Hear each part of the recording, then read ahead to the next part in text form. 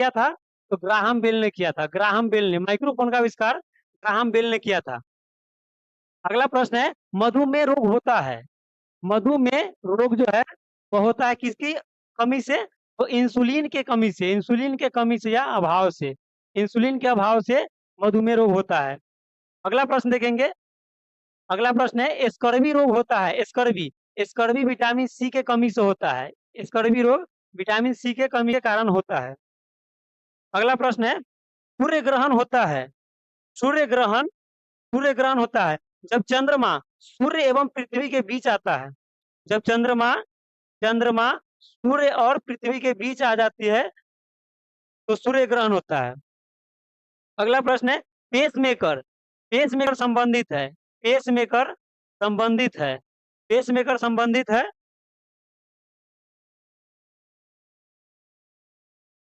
Pacemaker संबंधित है हृदय से, पेसमेकर संबंधित है हृदय से।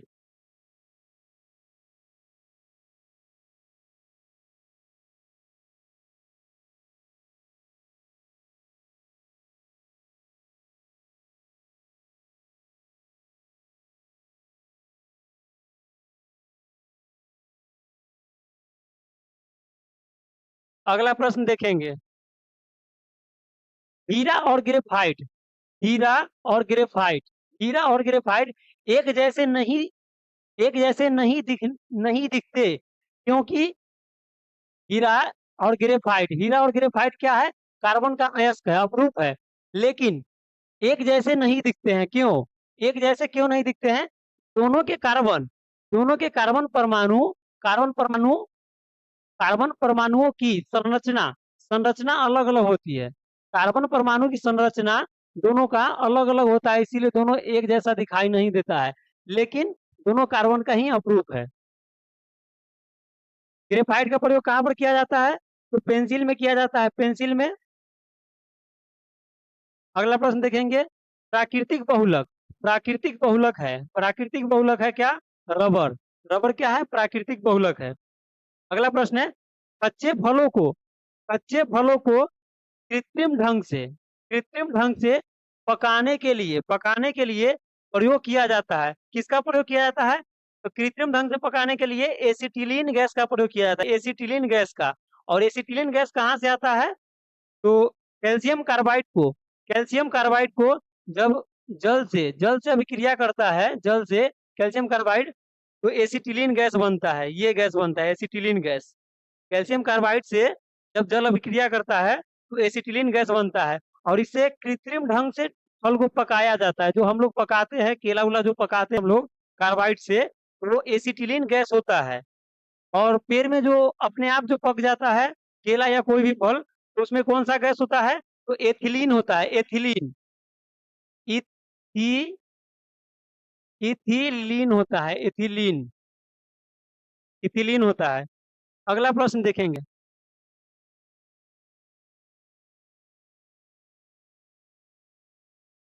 अगला प्रश्न है, विद्युत चुंबक, विद्युत चुंबक, विद्युत चुंबक बनाने के लिए सबसे अधिक उपयुक्त कौन सा पदार्थ है? विद्युत चुंबक बनाने के लिए सबसे उपयुक्त है, उपयुक्त है कौन सा? मृदु लोहा, मृदु लोहा विद्युत चुंबक बनाने के लिए सबसे उपयुक्त है। अगला प्रश्न है, मस्तिष्क, मस्तिष्क और मेरुरज्जु को ढकने वाली झिल्लियों, ढकने वाली झिल्लियों में सूजन आ जाने से कौन सा रोग होता है? मस्तिष्क और मेरुरज्जु को ढकने वाली झिल्लियों, झिल्लियों में सूजन आ जाने से कौन सा रोग होता है? तो यह मेनिंजाइटिस रोग होता है, मेनिंजाइटिस रोग, मेनिंजाइटिस रोग। और यह क्या है? मस्तिष्क का रोग है, मस्तिष्क का।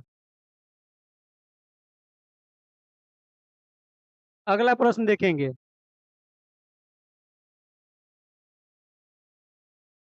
अगला प्रश्न है, अगला प्रश्न, द्रव्यमान का एसआई मात्रक क्या होता है?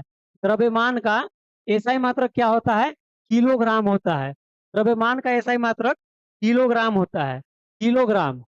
अगला प्रश्न है, पौधे और जीवों के स्थान वितरण के अध्ययन का नाम है?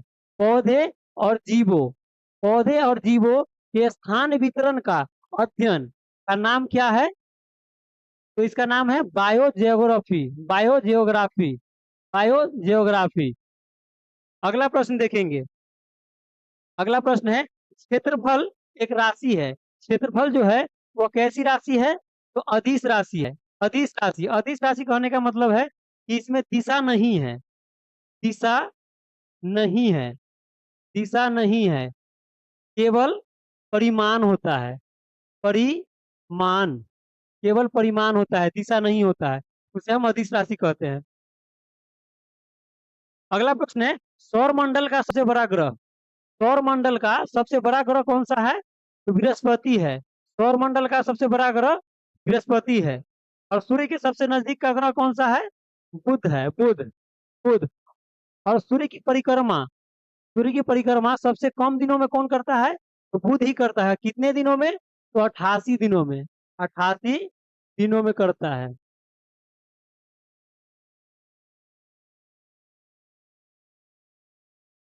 अगला प्रश्न है,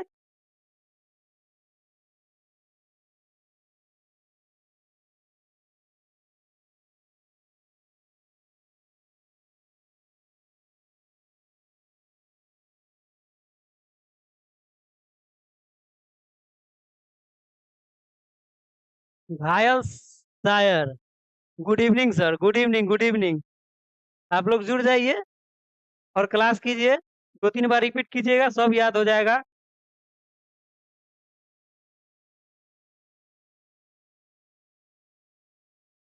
चलिए अगला प्रश्न देखते हैं यहाँ पर। प्रश्न है, अस्थियों का अध्ययन। अस्थि, अस्थि यानी कि हड्डी। हड्डियों का अध्ययन क्या कहलाता है?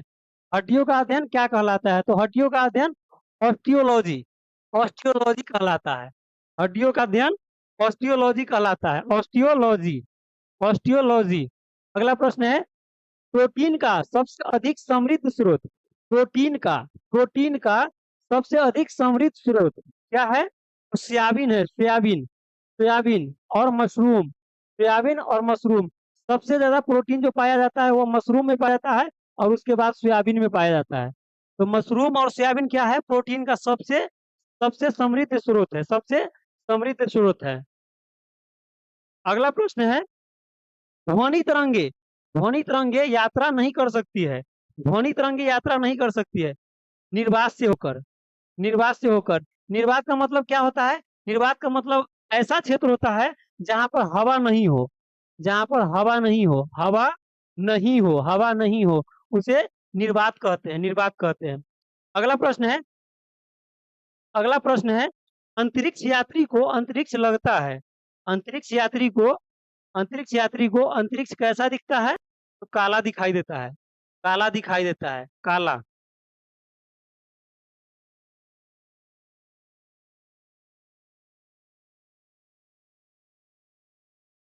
अगला प्रश्न है, रक्तदाब को मापने के लिए। रक्तदाब।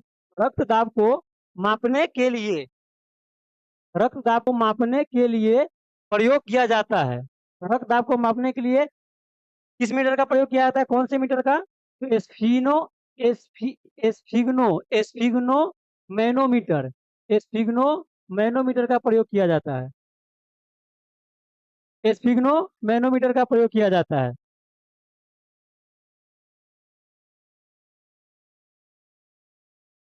अगला प्रश्न देखेंगे। रेडियन। रेडियन जो है, रेडियन यह किसकी इकाई है? कोण का। कोण का। कोण जो मापते हैं, कोण मापते हैं। कोण जो मापते हैं, वृत्त का कोण। जैसे वृत्त होता है, वृत्त में अगर कोई कोण मापते हैं, कोण मापते हैं, तो उसे किसमें मापते हैं? तो रेडियन में मापते हैं।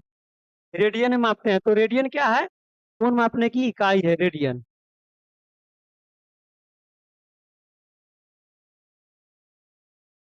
गिरने लगता है।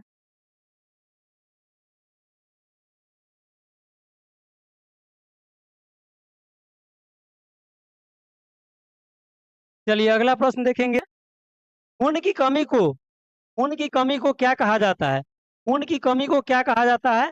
तो एनीमिया। एनीमिया यानी कि खून की कमी अगर है तो एनीमिया नामक बीमारी हो सकती है। एनीमिया। एनीमिया के कारण खून की कमी होती है। अगला प्रश्न है, भारी जल। भारी जल। भारी जल शब्द किसका सूचक है? तो deuterium oxide. Deuterium oxide. Deuterium oxide जो है वो कल भी प्रश्न आया था, तो उसमें बताए थे कि ड्यूटेरियम ऑक्साइड जो होता है, जैसे हाइड्रोजन हो गया, हाइड्रोजन का परमाणु संख्या एक एक हो गया और द्रव्यमान संख्या एक हो गया, और इसमें हो जाएगा परमाणु संख्या एक और द्रव्यमान दो हो जाएगा, और इसमें हो जाएगा द्रव्यमान संख्या हो जाएगा तीन और परमाणु संख्या एक। तो इसको कहते हैं प्रोटियम, इसको ड्यूटेरियम। तो यही है ड्यूटेरियम। इसको क्या कहते हैं? H2 द्रव्यमान इसका दो होता है और परमाणु संख्या एक होता है, तो ये ड्यूटेरियम हो गया। इसे कहते हैं ट्राइटियम, कहते हैं ट्राइटियम। तो इसका अणुभार कितना हो जाता है? इसका अणुभार हो जाता है 20 हो जाता है अणुभार इसका, द्रव्यमान जिसको कहते हैं। अगला प्रश्न देखेंगे।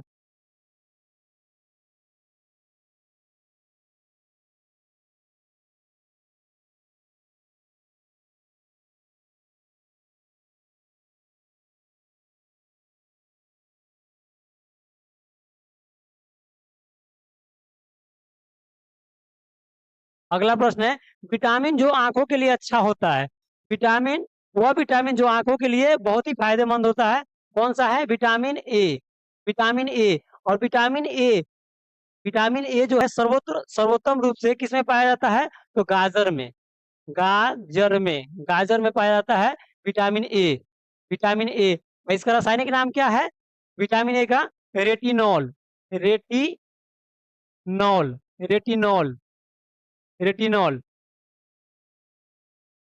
अगला प्रश्न है, कोबाल्ट, कोबाल्ट पाया जाता है, कोबाल्ट किस विटामिन में पाया जाता है? तो विटामिन B12 में पाया जाता है, कोबाल्ट विटामिन B12 में पाया जाता है, विटामिन B12 में पाया जाता है कोबाल्ट, कोबाल्ट। अगला प्रश्न है, आवेश की मात्रा का मात्रक, आवेश की मात्रा, आवेश की मात्रा का मात्रक क्या होता है? तो एम्पियर सेकेंड, एम्पियर सेकेंड या कूलम होता है, कूलम, कूलम, कूलम होता है, एम्पियर सेकेंड या कूलम होता है। अगला प्रश्न है, डायनामाइट में मुख्य रूप से पाया जाता है, डायनामाइट में मुख्य रूप से क्या पाया जाता है? तो नाइट्रोग्लिसरीन पाया जाता है, नाइट्रोग्लिसरीन पाया जाता है डायनामाइट में।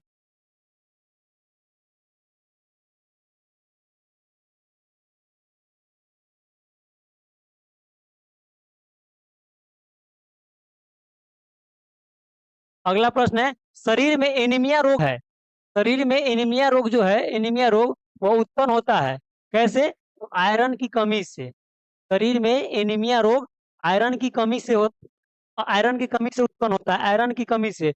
और आयरन जो है भरपूर मात्रा में पाया जाता है किसमें? पालक में पाया जाता है, पालक में, पालक में पाया जाता है, पालक में, पालक में पाया जाता है। अगला प्रश्न है, नींबू में पाया जाने वाला अम्ल, नींबू में पाया जाने वाला अम्ल कौन सा है नींबू में? तो साइट्रिक अम्ल, साइट्रिक अम्ल, साइट्रिक अम्ल, साइट्रिक अम्ल में पाया जाता है नींबू में। अगला प्रश्न, वायुमंडलीय हवा का, वायुमंडलीय हवा का सर्वाधिक घटक, सर्वाधिक घटक यानी कि वायुमंडल में सबसे ज्यादा कौन सा गैस पाया जाता है? तो नाइट्रोजन, सर्वाधिक नाइट्रोजन पाया जाता है, नाइट्रोजन। और उसके बाद ऑक्सीजन पाया जाता है, ऑक्सीजन पाया जाता है उसके बाद। ऑक्सीजन और नाइट्रोजन मिलके 90+% होता है इसका, 95+ होता है नाइट्रोजन और ऑक्सीजन का वायुमंडल में। अगला प्रश्न है, गैसोहोल बनता है, गैसोहोल बनता है किसके मिश्रण से? गैसोहोल बनता है वह किसके मिश्रण से बनता है? यहाँ पर देखेंगे आंसर इसका, गैसोहोल पेट्रोल तथा इथेनॉल के मिश्रण से, पेट्रोल तथा इथेनॉल के मिश्रण से गैसोहोल बनता है। अगला प्रश्न है, अंधापन किस विटामिन की कमी से होता है? अंधापन, अंधापन विटामिन ए की कमी से होता है, विटामिन ए की कमी से। और बताएं अभी कि इसका रासायनिक नाम क्या होता है? Retinol, retinol, retinol, retinol. यहाँ पर प्रश्न रिपीट होते रहता है, तो ध्यान दीजिएगा, तो 2-3 बार रिपीट होगा तो याद ही हो जाएगा प्रश्न, इसलिए ध्यान देते चलिए, समय बहुत कम लगेगा और याद हो जाएगा। अगला प्रश्न है, कार्बन के दो मुख्य अवरोध, कार्बन के दो मुख्य अवरोध, तो कार्बन का दो मुख्य अवरोध अभी बताया है, थोड़ी देर पहले बताया है प्रश्न, हीरा और ग्रेफाइट होता है, हीरा और ग्रेफाइट होता है, हीरा और ग्रेफाइट। और दोनों एक जैसा नहीं दिखता है। क्यों? क्यों नहीं दिखता है? क्योंकि इसका जो कार्बन संरचना होता है वो अलग अलग होता है, भिन्न होता है, इसीलिए दोनों एक जैसा नहीं दिखता है। अगला प्रश्न है, शरीर की सबसे बड़ी हड्डी कौन सी है? शरीर की सबसे बड़ी हड्डी कौन सी है? तो शरीर की सबसे बड़ी हड्डी फीमर की हड्डी, फीमर की हड्डी जो जांघ में होती है, जांघ में होती है फीमर की हड्डी, जांघ में होती है फीमर की हड्डी, जांघ में। और सबसे छोटी हड्डी कान की होती है, कान की, कान की हड्डी जो होती है छोटी होती है, स्टेपिस, स्टेपिस, स्टेपिस, स्टेपिस, कान की हड्डी। अगला प्रश्न देखेंगे यहाँ पर। अगला प्रश्न है, मानव मानव शरीर में कुल हड्डियों की संख्या, मानव शरीर में मानव शरीर में कुल हड्डियों की संख्या, कुल हड्डियों की संख्या कितनी होती है? तो वयस्क मानव में कहा जा रहा है तो 206, 206। और नवजात नवजात बच्चे में अगर कहा जाएगा, नवजात नवजात नवजात बच्चे में कहा जाएगा तो 300, लगभग 300 हड्डियां होते हैं नवजात बच्चे में। और वयस्क मानव में कहेगा तो 206। अगला प्रश्न, अगला प्रश्न है, प्रकाश वर्ष मात्रक है, प्रकाश वर्ष मात्रक है किसका? तो दूरी का, प्रकाश वर्ष मात्रक है दूरी का, दूरी का। अगला प्रश्न है, पॉजिट्रॉन की खोज किसने की थी? पॉजिट्रॉन की खोज किसने की थी? पॉजिट्रॉन की खोज एंडरसन ने, एंडरसन ने। और पॉजिट्रॉन जो है यह प्रतिकण है किसका? प्रतिकण है इलेक्ट्रॉन का, इलेक्ट्रॉन का, इलेक्ट्रॉन का, इलेक्ट्रॉन का प्रतिकण है, इलेक्ट्रॉन का प्रतिकण है। अगला प्रश्न है, पानी का अधिकतम घनत्व, पानी का अधिकतम जो है घनत्व वह कितना डिग्री सेल्सियस पर होता है? तो 4 डिग्री सेल्सियस पर, 4 डिग्री सेल्सियस पर घनत्व जो है अधिकतम होता है। और आयतन न्यूनतम होता है इसका, 4 डिग्री सेल्सियस पर आयतन जो होता है, आयतन, आयतन, आयतन यह न्यूनतम होता है, आयतन न्यूनतम होता है और घनत्व अधिकतम होता है 4 डिग्री सेल्सियस पर।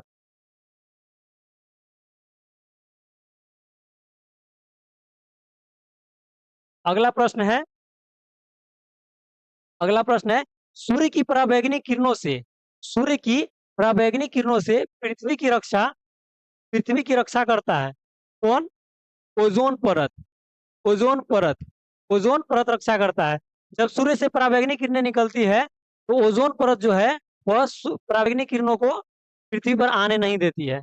और ओजोन परत की मोटाई जो है वह मापते हैं किसमें? डॉप्सन में मापते हैं, डॉप्सन में, डॉप्सन में, डॉप्सन में मापते हैं ओजोन परत की मोटाई। अगला प्रश्न है,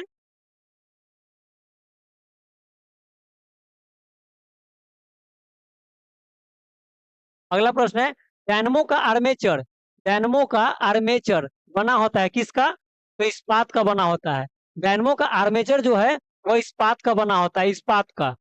अगला प्रश्न है, पृथ्वी पर एक व्यक्ति का वजन, पृथ्वी पर एक व्यक्ति का वजन 600 न्यूटन है, 600 न्यूटन है। उसका वजन चांद पर क्या होगा? चांद पर क्या होगा? तो आपको पता है कि पृथ्वी पर जितना जो वजन होता है उसका 1/6 वजन होता है चांद पर, चंद्रमा पर, चंद्रमा पर, चंद्रमा पर होता है 1/6। तो 600 है, इसका 1 अगर 6 करेंगे, 1/6 तो कितना हो जाएगा? 100 हो जाएगा, 100। तो यहाँ पर आंसर हो जाएगा 100 न्यूटन। चंद्रमा पर कितना हो जाएगा? 100 न्यूटन हो जाएगा। अगला प्रश्न है, सोना, सोना का अपेक्षित घनत्व, सोना का अपेक्षित घनत्व कितना होता है? तो 19.30 ग्राम प्रति सेंटीमीटर क्यूब, 19.3 ग्राम प्रति सेंटीमीटर क्यूब होता है सोना का अपेक्षित घनत्व। अगला प्रश्न है, ठोस कोण, ठोस कोण, ठोस कोण की इकाई क्या होता है? तो स्टेरेडियन, ठोस कोण की इकाई स्टेरेडियन, स्टेरेडियन। अगला प्रश्न देखेंगे,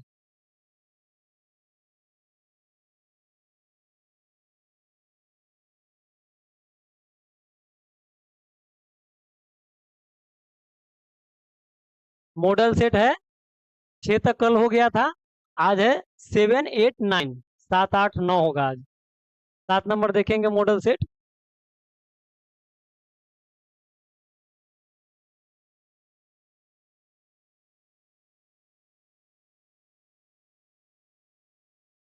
मॉडल सेट 7 देखेंगे। चलिए देखते हैं प्रश्न यहाँ पर।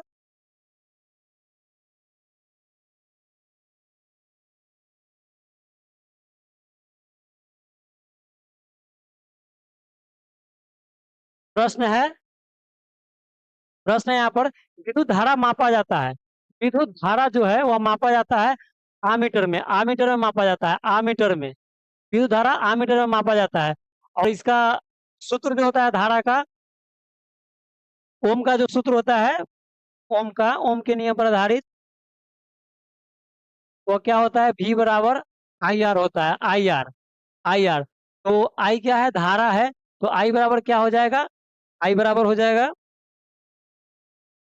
आई बराबर हो जाएगा V बराबर आई आर। तो आई बराबर क्या हो जाएगा, V बटा आर हो जाएगा। धारा बराबर वोल्टेज बटा में प्रतिरोध यानी कि रेजिस्टेंस आर। अगला प्रश्न है, अदिश राशियां है। अदिश राशियां है, तो यहाँ पर अदिश राशि कौन कौन सा है, यहाँ पर दिया गया है सब।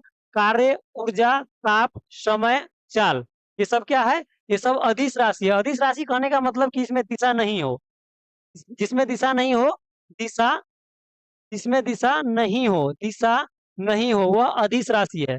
केवल इसमें परिमाण है। और नीचे दिया गया है सदिश राशि के बारे में। सदिश राशियां है, सदिश राशियां कौन कौन सी है, त्वरण, बल, विस्थापन, संवेग, ये सब में क्या है, दिशा, दिशा, दिशा और एंड और परिमाण, दिशा और परिमाण, परिमाण, दिशा और परिमाण दोनों होता है इसमें। अगला प्रश्न है, सबसे अधिक, सबसे अधिक तथा सबसे कम तरंगदैर्घ्य, सबसे अधिक तथा सबसे कम तरंगदैर्घ्य किसका होता है, कौन से रंग का होता है, तो सबसे अधिक तरंगदैर्घ्य लाल का होता है। सबसे अधिक लाल का होता है तरंगदैर्घ्य। और उसके बाद सबसे कम जो होता है बैगनी का होता है। और इसमें और कुछ अगर पूछे, जैसे जैसे प्रकीर्णन कहे कि सबसे ज्यादा प्रकीर्णन किसका होगा, तो सबसे ज्यादा प्रकीर्णन हो जाएगा बैगनी का, बैगनी का। और सबसे कम किसका होगा, तो लाल का, सबसे कम लाल का होगा। इसीलिए इसीलिए देखते हैं कि रेलवे में लाल का और हरा का प्रयोग किया जाता है। सबसे अधिक बैगनी का होता है प्रकीर्णन। प्रकीर्णन का मतलब होता है कि क्षय हो जाना, प्रकाश का क्षय हो जाना। और लाल का सबसे कम होता है, यानी कि यह, इसका जो है क्षय बहुत कम होता है, इसीलिए इसका प्रयोग रेलवे में किया जाता है।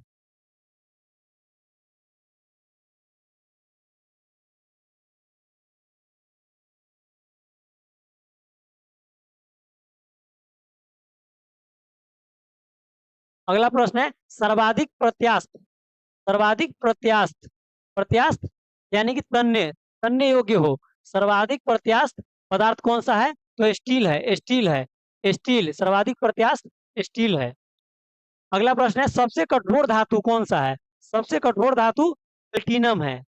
सबसे कठोर धातु प्लेटिनम है, प्लेटिनम। और इसका रासायनिक प्रतीक क्या होता है, प्रतीक होता है इसका पीटी। अगला प्रश्न है, शुष्क बर्फ, शुष्क बर्फ, शुष्क बर्फ कहने का मतलब है सूखा बर्फ। शुष्क बर्फ जो है वह कहलाता है, शुष्क बर्फ को क्या कहते हैं, तो ठोस कार्बन डाइऑक्साइड कहते हैं, ठोस कार्बन डाइऑक्साइड, ठोस कार्बन डाइऑक्साइड कहते हैं इसे।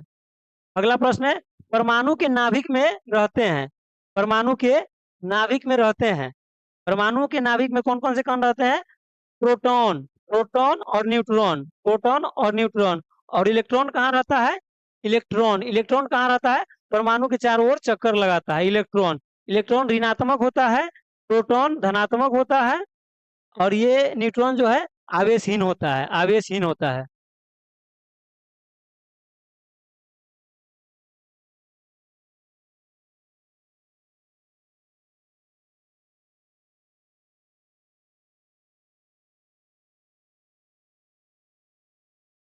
अगला प्रश्न है, बर्तनों में कलई के लिए उपयोग किया जाता है।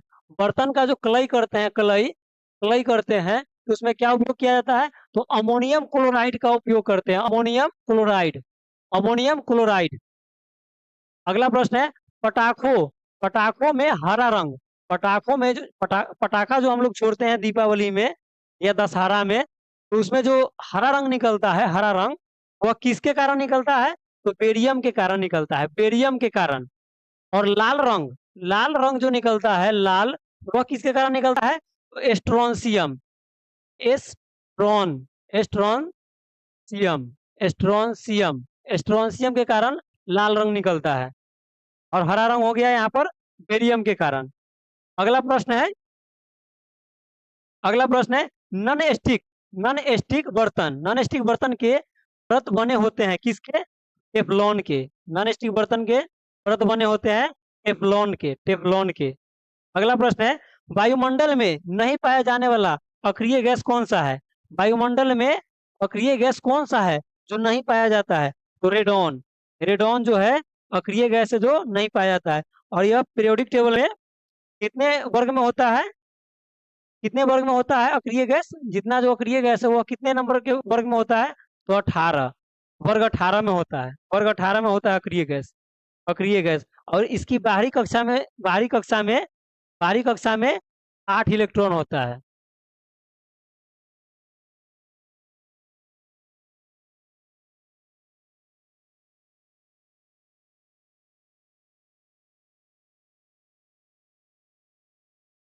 अगला प्रश्न है, गुब्बारों में उपयोग होता है, गुब्बारों में कौन से गैस का उपयोग करते हैं? तो हीलियम का। गुब्बारे में हीलियम गैस का प्रयोग करते हैं, हीलियम गैस का क्यों प्रयोग करते हैं? सबसे हल्की गैस होती है हाइड्रोजन, लेकिन हाइड्रोजन का उपयोग नहीं करते हैं, क्योंकि हाइड्रोजन जो होता है हाइड्रोजन बहुत ही ज्वलनशील होता है, ज्वलन ज्वलनशील होता है, ज्वलनशील होता है।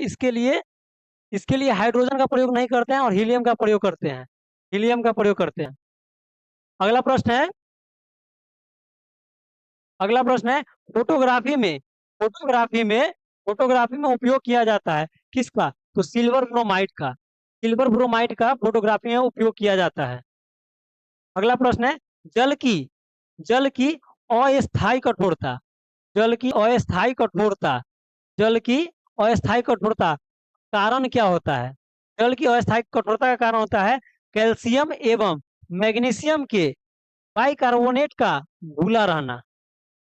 कैल्शियम और मैग्नीशियम के बाइकार्बोनेट का घुला रहने का कारण, बाइकार्बोनेट के घुले रहने के कारण अस्थायी कठोरता का कारण होता है। जल की अस्थायी कठोरता का कारण क्या है? एक बार और देखेंगे, यह बहुत ही अच्छा प्रश्न है। जल की अस्थायी कठोरता कारण क्या होता है? किसके कारण इसमें अस्थायी कठोरता होता है? कैल्शियम और मैग्नीशियम के बाइकार्बोनेट के घुले रहने के कारण, कैल्शियम और मैग्नीशियम के बाइकार्बोनेट के घुले रहने के कारण होता है। और यहाँ पर दिया गया है जल यानी कि पानी की स्थायी कठोरता, यहाँ पर अस्थायी कठोरता देखे हैं, उसके बाद यहाँ पर स्थायी कठोरता दूर किया जाता है। किससे दूर किया जाता है? पोटेशियम क्लोराइड के द्वारा, पोटेशियम क्लोराइड के द्वारा।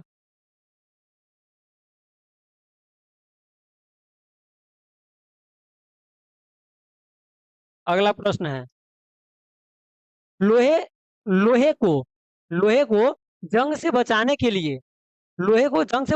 लिए उस पर चढ़ाया जाता है क्या? यानी कलय किया जाता है किससे? तो जिंक से किया जाता है, जिंक से कलय किया जाता है। और इस प्रक्रिया को क्या कहते हैं? तो गैल्वेनाइजेशन कहते हैं, गैल्वेनाइजेशन कहते हैं इस प्रक्रिया को, जस्ते की परत चढ़ाने की प्रक्रिया को गैल्वेनाइजेशन कहते हैं।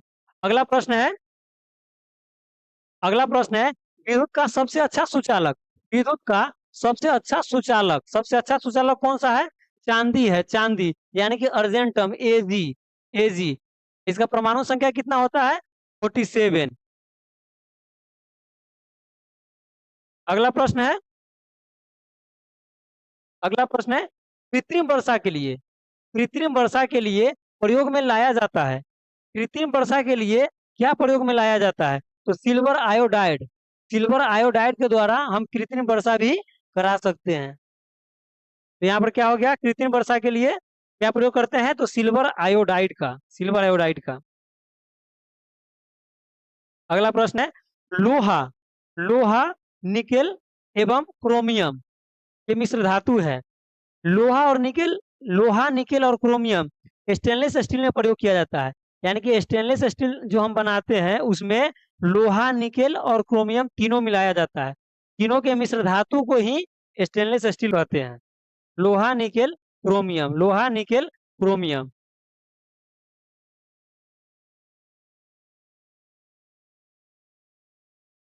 अगला प्रश्न देखेंगे। प्रश्न है, हड्डियों और दांतों में, हड्डियों और दांतों में, हड्डियों और दांतों में पाया जाता है कौन सा धातु पाया जाता है इसमें, हड्डी और दांत में? कैल्शियम फॉस्फेट, कैल्शियम और फॉस्फेट, कैल्शियम और फॉस्फेट, कैल्शियम और फॉस्फेट पाया जाता है। अगला प्रश्न है, शोल्डर, शोल्डर यानी कि टांग का मिश्रण है, शोल्डर यानी कि टांग का मिश्रण है सीसा एवं टीन, सीसा और टीन, सीसा, सीसा एसएन, एसएन और टीन पीबी होता है इसका, पी होता है, रासायनिक प्रतीक होता है इसका पीबी। और यह प्रश्न 2-3 के क्लास में 3-4 बार प्रश्न आ चुका है, तो ये आप लोगों को याद हो ही गया होगा। शोल्डर, सोल्डिंग जो करते हैं, सोल्डिंग जो करते हैं उसे ही शोल्डर कहते हैं। शोल्डर मिश्रण है किसका, सीसा और टीन का।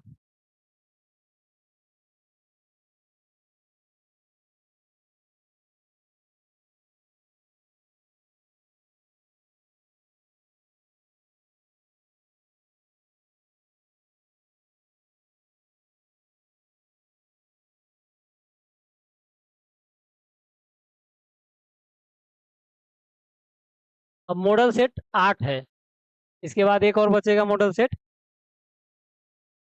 चलिए देखते हैं 8वां मॉडल सेट का पहला प्रश्न। शुद्धतम सोना, शुद्धतम सोना में, यानी कि सोना जो होता है उसका शुद्ध रूप जो होता है कितने कैरेट का होता है? तो 24 कैरेट का सोना जो होता है वह शुद्ध होता है। अगला प्रश्न है, क्वार्ट्ज, क्वार्ट्ज में होता है क्या? सिलिकॉन और ऑक्सीजन होता है, सिलिकॉन और ऑक्सीजन होता है। और सिलिकॉन क्या है? यह सिलिकॉन क्या है? उपधातु है। सिलिकॉन कौन सा धातु है?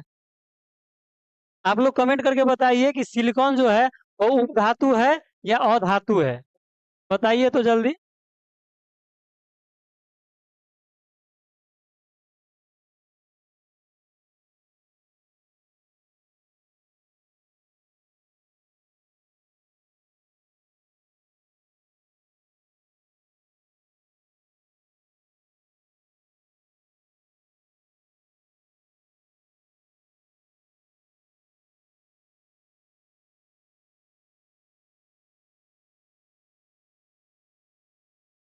राहुल कुमार जी, सिलिकॉन उपधातु है, सही है आपका आंसर। सिलिकॉन क्या है? उपधातु है, उपधातु।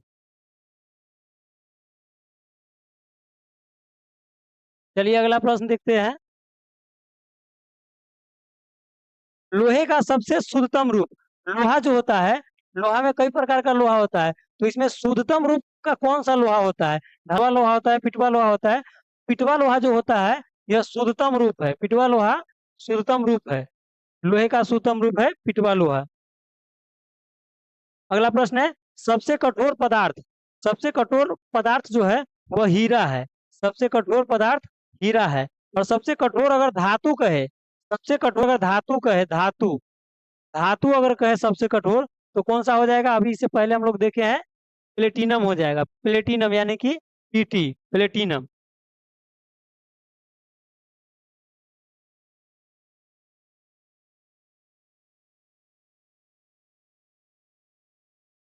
अगला प्रश्न है, प्राकृतिक रबर, प्राकृतिक रबर जो है, प्राकृतिक रबर वो बहुलक है किसका?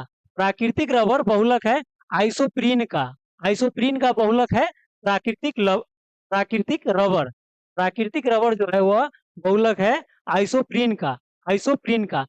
अगला प्रश्न है, मानव द्वारा संश्लिष्ट पहला रेशा कौन सा है? मानव द्वारा संश्लिष्ट पहला रेशा, पहला रेशा जो है वो कौन सा है? तो नायलॉन है, नायलॉन, नायलॉन। अगला प्रश्न है, सबसे उत्तम कोयला, सबसे उत्तम कोयला जो होता है कोयला वो कौन सा है? एंथ्रासाइट है, एंथ्रासाइट सबसे उत्तम कोयला है। इसमें कार्बन की मात्रा 96% होता है, यानी कि 96% कार्बन होता है। और कार्बन की मात्रा जितना ज्यादा होता है उतना अच्छा ही कोयला माना जाता है। सबसे अच्छा कौन सा होता है कोयला? Anthracite, anthracite. और इसका प्रकार होता है, एंथ्रासाइट होता है और बिटुमिनस होता है, बिटुमिनस। बिटुमिनस होता है, बिटुमिनस, बिटुमिनस, बिटुमिनस, बिटुमिनस होता है। जो सबसे घटिया भी कह सकते हैं, घटिया प्रकार का कोयला होता है, सबसे निम्न क्वालिटी का होता है। अगला प्रश्न है,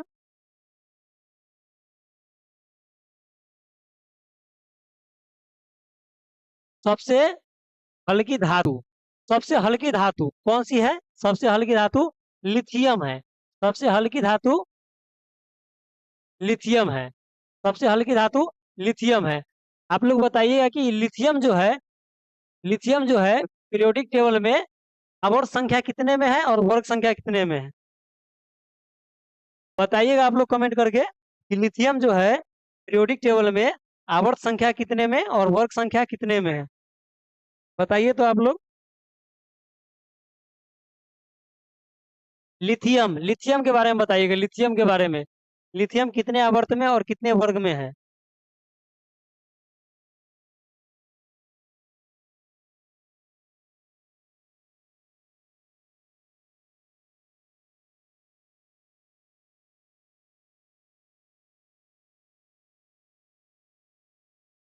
तो लिथियम, आप लोगों का कमेंट अभी तक आया नहीं है।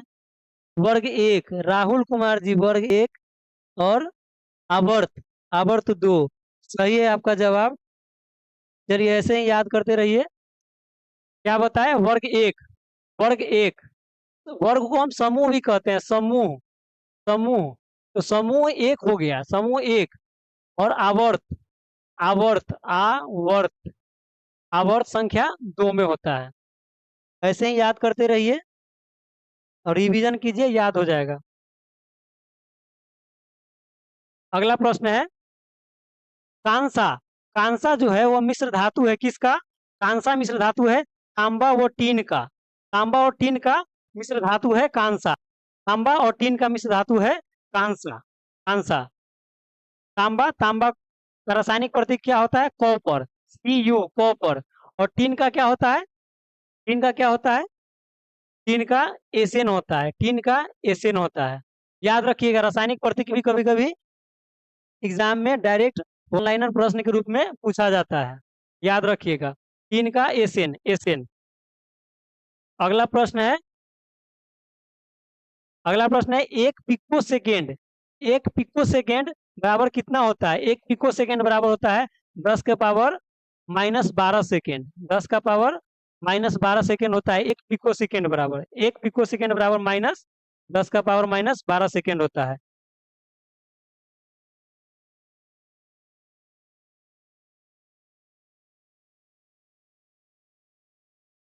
Monika Kumari ji, hello sir, hello.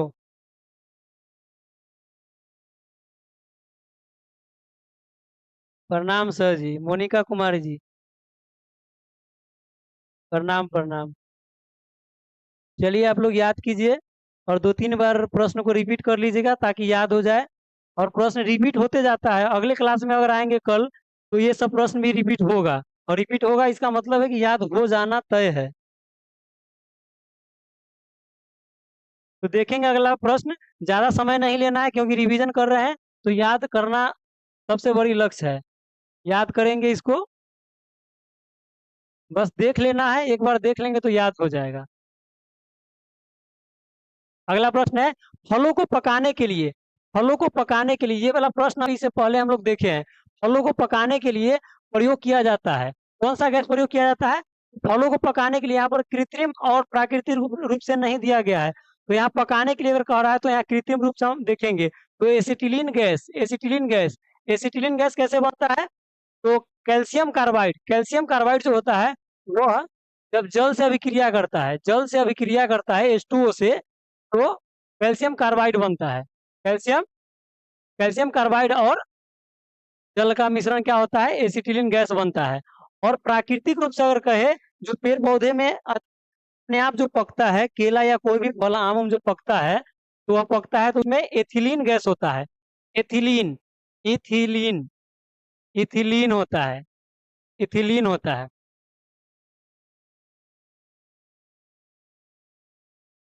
अगला प्रश्न है, लोहे को इस्पात में बदलने के लिए मिलाया जाता है। लोहे को जो इस्पात में हम अगर बदलते हैं तो उसमें क्या मिलाया जाता है, कौन सा तत्व? तो निकेल मिलाया जाता है, निकेल धातु मिलाया जाता है, निकेल धातु मिलाया जाता है लोहे को इस्पात में बदलने के लिए। अगला प्रश्न देखेंगे यहाँ पर। अगला प्रश्न है, विटामिन का खोज, विटामिन का खोज किसने किया था? विटामिन का खोज किसने किया था? फंक, फंक, फंक, फंकमैन जी ने किए थे और 1911 ईस्वी में किए थे, 11 ईस्वी में, 1911 ईस्वी में। अगला प्रश्न देखेंगे यहाँ पर। अगला प्रश्न है, बच्चों का मानसिक एवं शारीरिक विकास, बच्चों का मानसिक एवं शारीरिक विकास, बच्चों का जो मानसिक और शारीरिक विकास है वो अवरुद्ध, अवरुद्ध यानी कि उसमें रुकावट पैदा हो जाता है। किसके कमी से, कौन से हार्मोन की कमी से? थायरोक्सिन, थायरोक्सिन हार्मोन की कमी से बच्चों के मानसिक और शारीरिक विकास में अवरोध, अवरोध उत्पन्न हो जाता है, यानी कि रुकावट हो जाता है थायरोक्सिन हार्मोन की कमी के कारण। अगला प्रश्न देखेंगे यहाँ पर। अगला प्रश्न है, रक्तचाप मापने वाला यंत्र, रक्तचाप को जो मापता है उस यंत्र का नाम क्या है? तो स्फिग्नोमैनोमीटर, स्फिग्नोमैनोमीटर। अभी कुछ देर पहले यही प्रश्न आया था और एक बार रिपीट हो गया फिर से, तो ये याद हो ही जाएगा, इसको याद करने का जरूरी नहीं, याद हो ही जाएगा, दो बार सुन लिए याद हो जाएगा। बस थोड़ा ध्यान दीजिए और सुनते चलिए सब प्रश्न को। अगला प्रश्न है, मनुष्य नहीं सुन सकता है, मनुष्य जो है वह नहीं सुन सकता है प्राश्रव्य तरंग, प्राश्रव्य तरंग, प्राश्रव्य तरंग और अवश्रव्य तरंग, अवश्रव्य, अवश्रव्य, अवश्रव्य तरंग, प्राश्रव्य तरंग और अवश्रव्य तरंग मनुष्य नहीं सुन सकता, मनुष्य केवल श्रव्य तरंग सुन सकता है, श्रव्य तरंग, श्रव्य तरंग सुन सकता है।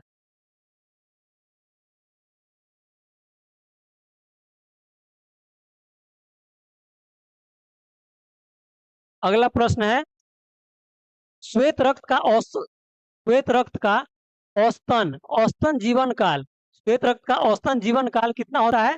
श्वेत रक्त यानी कि WBC, WBC, WBC का 2 से 4 दिन होता है, 2 से 4 दिन। और RBC का कितना होता है? RBC का, RBC का 120 दिन होता है, 120 दिन होता है।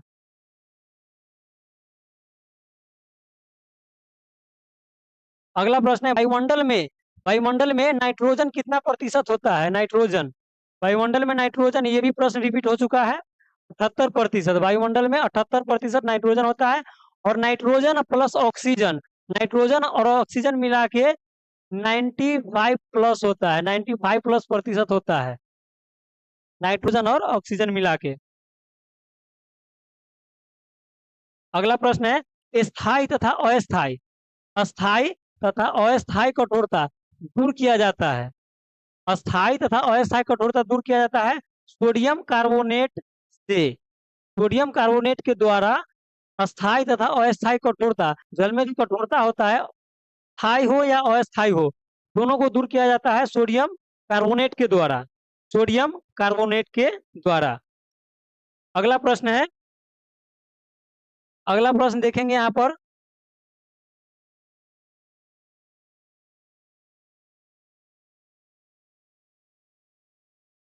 अगला प्रश्न है, जल में स्थायी कठोरता का कारण, इससे पहले हम लोग देखे थे कि जल में स्थायी कठोरता को दूर कैसे किया जाता है, और यहाँ पर है जल में स्थायी कठोरता का कारण क्या होता है, किसके कारण होता है जल में स्थायी कठोरता?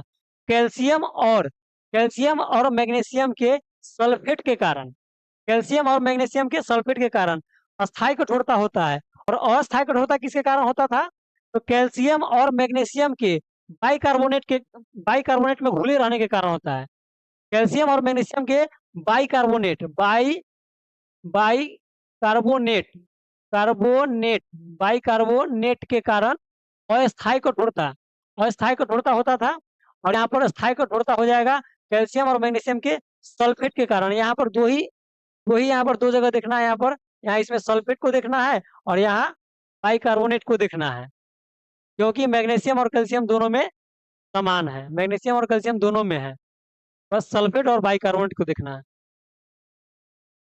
अगला प्रश्न है, अगला प्रश्न है, कैमरा, कैमरा, दूरबीन के लेंस, कैमरा और दूरबीन के लेंस, विद्युत बल्ब तथा धूप चश्मा, धूप चश्मा में प्रयोग किया जाता है कौन से कांच का? तो फिलंट कांच का प्रयोग किया जाता है, फिलंट कांच का।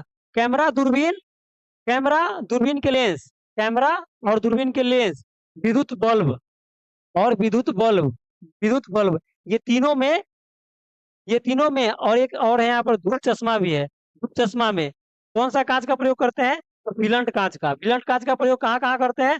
कैमरा में, दूरबीन के लेंस में, विद्युत बल्ब में तथा धूप चश्मा में करते हैं। धूप में जो हम लोग चश्मा लगा के निकलते हैं तो उसका जो चश्मा बना होता है, तो कांच जो उसमें लगा होता है वह फिलंट कांच ही होता है, फिलंट कांच। अगला प्रश्न है पारा, तांबा तथा एल्युमिनियम। पारा, पारा को एचजी, एचजी इसका रासायनिक प्रतीक है, तांबा का कॉपर है तथा एल्युमिनियम का एल है। एल्युमिनियम के प्रमुख अयस्क है। पारा, तांबा तथा एल्युमिनियम के प्रमुख अयस्क है। अब इसका अयस्क हम लोग देखेंगे। पारा, तांबा और एल्युमिनियम का अयस्क, पारा, तांबा और एल्युमिनियम का अयस्क।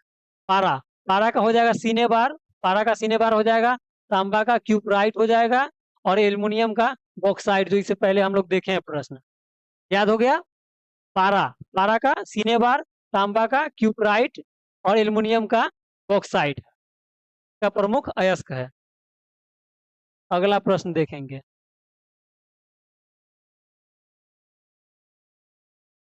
7 और 8 हो गया मॉडल सेट, एक और बचा है 9 नंबर मॉडल सेट।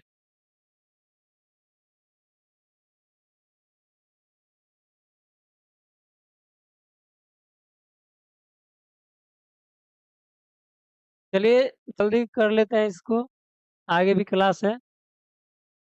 प्रश्न है कैल्शियम, पोटेशियम तथा कैडमियम, कैल्शियम, पोटेशियम, कैडमियम का प्रमुख एच कौन सा है? तो कैल्शियम को सी ए, पोटेशियम को के और कैडमियम को सी डी, सी डी। ये सब क्या है? इसका रासायनिक प्रतीक है। और कैल्शियम का डोलोमाइट होता है, कैल्शियम का प्रमुख एच डोलोमाइट, पोटेशियम का नाइटर होता है और कैडमियम का ग्रीनोकाइट होता है। ये क्या है? इसका प्रमुख अयस्क है, प्रमुख अयस्क है कैल्शियम का डोलोमाइट, पोटेशियम का नाइटर और कैडमियम का ग्रीनोकाइट। अगला प्रश्न है प्राकृतिक गैस मिश्रण होता है, प्राकृतिक गैस ब्यूटेन और प्रोपेन का मिश्रण होता है, ब्यूटेन और प्रोपेन का। और कहेगा कि प्रमुख रूप से कौन सा होता है? तो ब्यूटेन, और ब्यूटेन में लगा रहेगा आइसोब्यूटेन और नॉर्मल ब्यूटेन, आइसोब्यूटेन और नॉर्मल ब्यूटेन।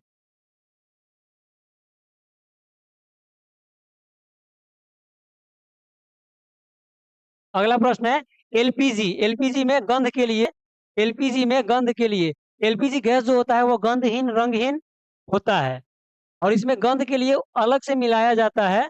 क्या मिलाया जाता है? तो सल्फर का यौगिक, सल्फर का यौगिक मिथाइल मरकेप्टन को मिलाया जाता है, मिथाइल मरकेप्टन को मिलाया जाता है। अगला प्रश्न है, अगला प्रश्न है सेल्यूलोज, सेल्यूलोज से बने कृत्रिम रेशा, सेल्यूलोज से बने कृत्रिम रेशा क्या कहलाता है? तो रेयॉन कहलाता है, रेयॉन, रेयॉन। अगला प्रश्न है, अगला प्रश्न है हीरा का अपेक्षित घनत्व, हीरा का अपेक्षित घनत्व तथा अपवर्तनांक, हीरा का अपेक्षित घनत्व तथा अपवर्तनांक क्या होता है? तो क्रम से यहाँ दिया गया है 2.2, 2.2 इसका अपेक्षित घनत्व हो गया और अपवर्तनांक क्या हो गया? 2.42, 42। अगला प्रश्न देखेंगे यहाँ पर।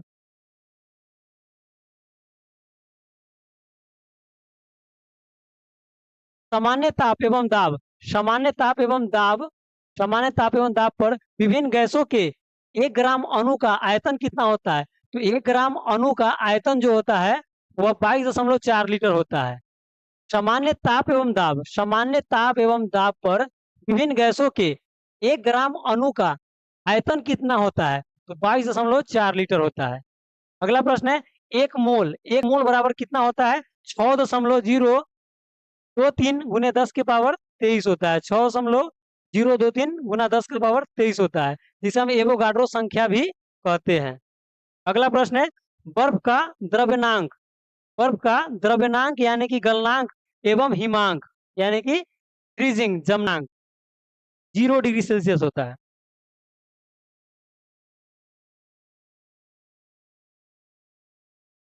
अगला प्रश्न है,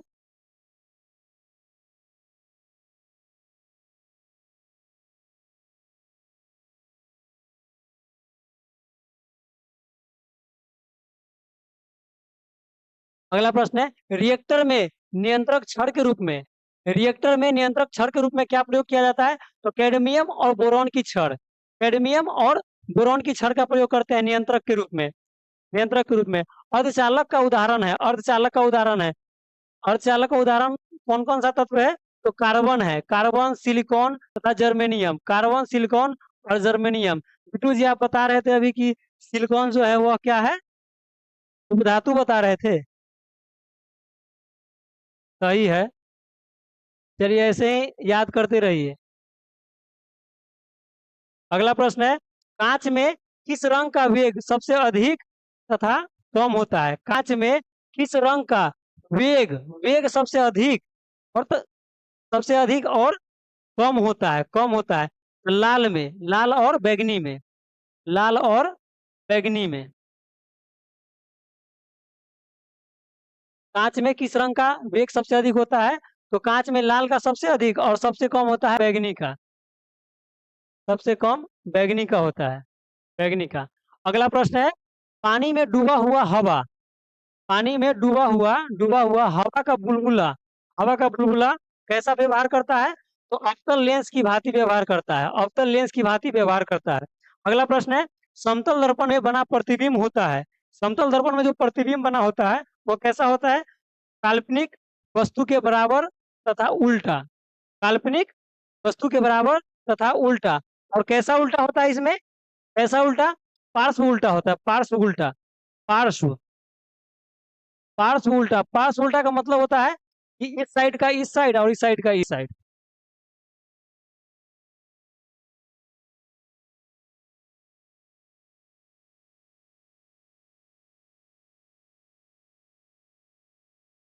अगला प्रश्न है, प्रकाश का तरंग दैर्घ्य, प्रकाश का तरंग दैर्घ्य कितना होता है? 3900 एंगस्ट्रम, 3900 एंगस्ट्रम से 7800 एंगस्ट्रम के बीच होता है। प्रकाश का तरंग दैर्घ्य कितना होता है? 3900 एंगस्ट्रम से 7800 एंगस्ट्रम के बीच। अगला प्रश्न है, वायु तथा निर्वात में प्रकाश की चाल, वायु तथा निर्वात में प्रकाश की चाल सबसे अधिकतम होती है कितना? तो 3 × 10⁸ मीटर प्रति सेकेंड, 3 × 10⁸मीटर प्रति सेकेंड। अगला प्रश्न है, अगला प्रश्न है, कोश में ऊष्मा का संचरण, कोश में ऊष्मा का संचरण चालन की विधि से होता है, चालन विधि से होता है, चालन विधि से होता है।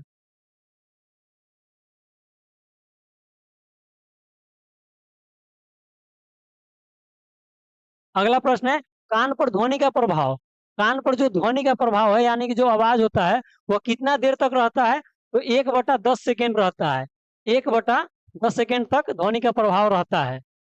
अगला प्रश्न है, प्रतिध्वनि सुनने के लिए, प्रतिध्वनि सुनने के लिए श्रोता, श्रोता जो आवाज सुनता है एवं प्रावर्तन सतह के बीच, श्रोता यानी कि सुनने वाला और प्रावर्तन जहां से टकराकर आवाज रिटर्न आएगी, सतह के बीच न्यूनतम दूरी कितनी होनी चाहिए? तो 17 मीटर होनी चाहिए न्यूनतम दूरी, तब हमारा आवाज टकरा के और मेरे पास ही आएगा। अगला प्रश्न है, अनुदैर्घ्य तथा अनुप्रस्थ तरंग, अनुदैर्घ्य तथा अनुप्रस्थ तरंग का उदाहरण है। तो अनुदैर्घ्य तरंग का उदाहरण हो गया ध्वनि तरंग, ध्वनि तरंग। और अनुप्रस्थ तरंग का उदाहरण हो गया प्रकाश तरंग, प्रकाश तरंग। अगला प्रश्न, अगला प्रश्न है, सेकेंडरी लोलक, सेकेंडरी लोलक आवर्त काल कितना होता है? सेकेंडरी लोलक का आवर्त काल कितना होता है? तो 2 सेकेंड होता है, सेकेंडरी लोलक का आवर्त काल 2 सेकेंड होता है।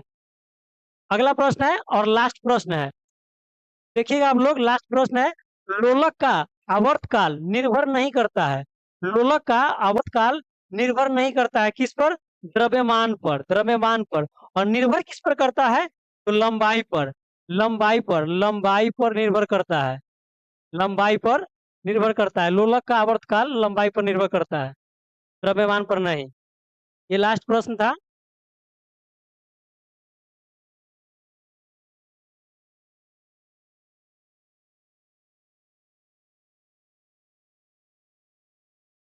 अब विकास सर आएंगे आप लोगों का क्लास लेने। चलिए अब अगला क्लास कीजिए। बहुत बहुत धन्यवाद, आप लोग जुड़े रहे।